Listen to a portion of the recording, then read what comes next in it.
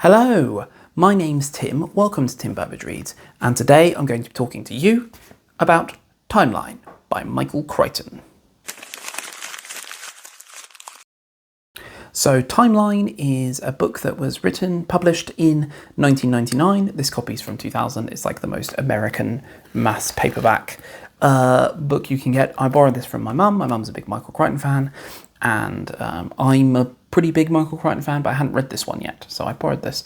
And this is a story about time travel, where a group of academics travel back in time to, I want to say 14th century France, like 1387 or something like that. You know, we're in the middle of the 100 Years' War. There's knights, there's gallantry, there's lancing, there's also beheadings and sword fights and death and collapsed buildings and all that kind of thing.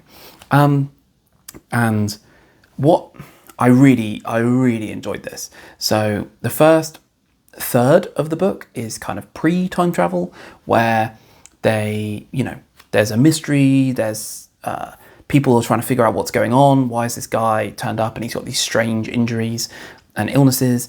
And you have these people who are working on a dig in this village called Castlegarde in France, in the Dordogne region.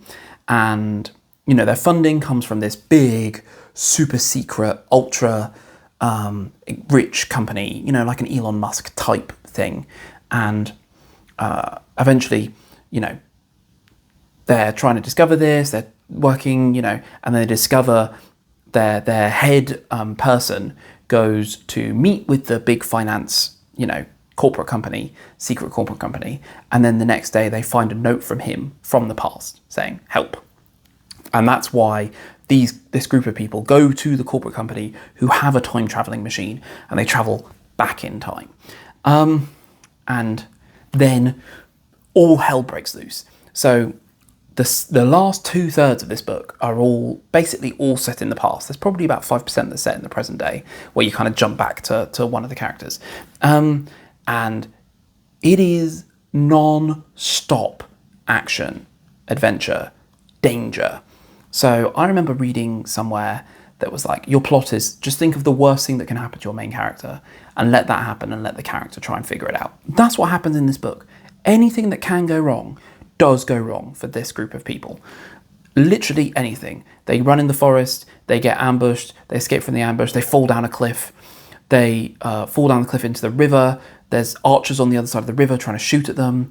They then end up they escape those and they go down the river and they end up in the town, but they're on like the wrong side of the town. And then the town gets invaded and then everything gets on fire and so much stuff happens to these characters that it is non-stop.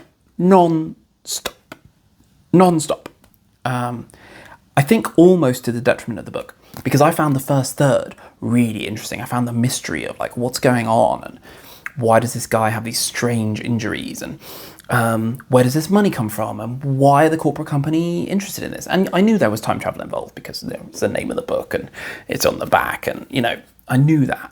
But it was like, how does the time travel work? And they go into quite a lot of detail on how that would work, and it involves multiverses and shrinking through quantum foam and things like that, and quantum computing, which is interesting. And you see a bit of the corporate shenanigans. You see like the Elon Musk type head of the company who is incredibly callous and incredibly smart and treats everyone like rubbish because he knows he's better than them and all this kind of stuff. And I found the mystery and the corporate side really interesting. And in the second 2/3 of the book, get very little of that. There's a little bit here and there, especially because the people get trapped in the past. You know, otherwise they would just go to the past and then come back again. But the people get trapped, and there's someone in the present day trying to get them home, and I found that bit really interesting. And there were a few things, you know, with the corporate bad guy.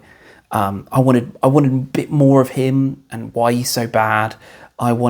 There's one revelation that the past people kind of discover, which was really interesting. Much more of the kind of corporate history of this evil corporation, and And I really wanted a lot more of that. I thought that was a really interesting idea.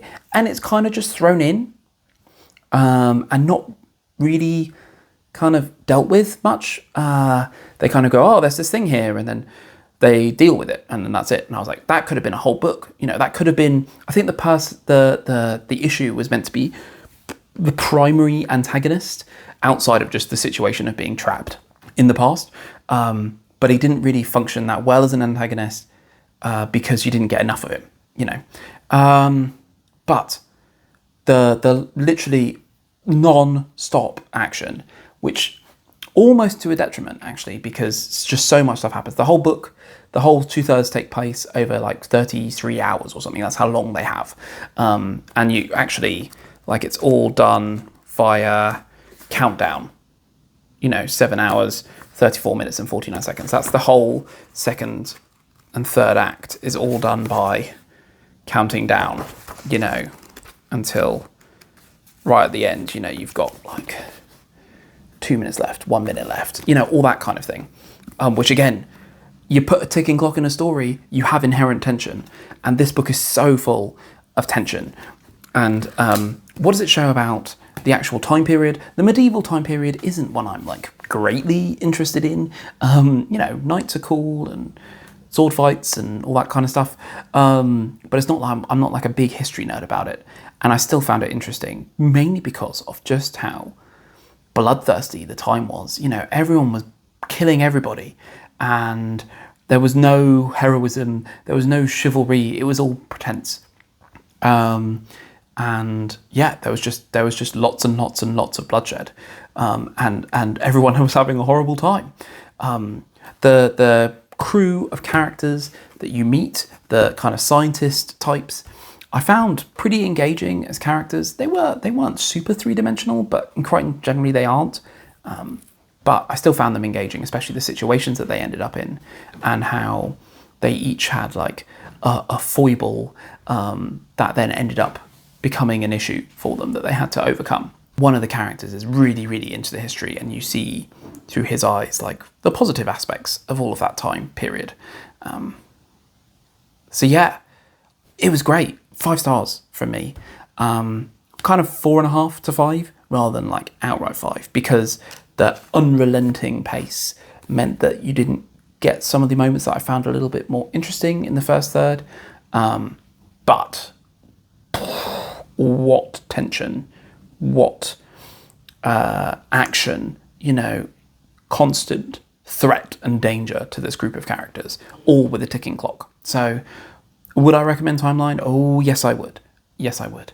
I've heard it got made into a film where Billy Connolly plays a role, and I've heard the film is not very good, which is a lot of Michael Crichton. I think a lot of the time, reason why the films don't necessarily work as well, bar Jurassic Park, was the focus is too much on the concept and not on the characters. While you get enough characterization here in the book to kind of carry you through the plot, to carry you through the book, and the thing that's pulling you here is the tension and the action. While in a movie you have that inherently a lot of the time, and you kind of quickly explain the premise it very quickly in a movie compared to in a book where there's like whole chapters talking about the time travel mechanic. You just need to say, oh, they time travel through quantum foam and multi-universes. That's all you need to say in a movie. So you need more time for characterization in a film where the emphasis more ends up being the concept involved. Maybe that's why the films aren't very good. But no, is the book good? Yes, it is. Anyway, comment below if you've read Michael Crichton or Timeline, what your favourite Michael Crichton book is. Please give this video a like. I really appreciate it. And I'll see you in the next one. Now, get out of my house!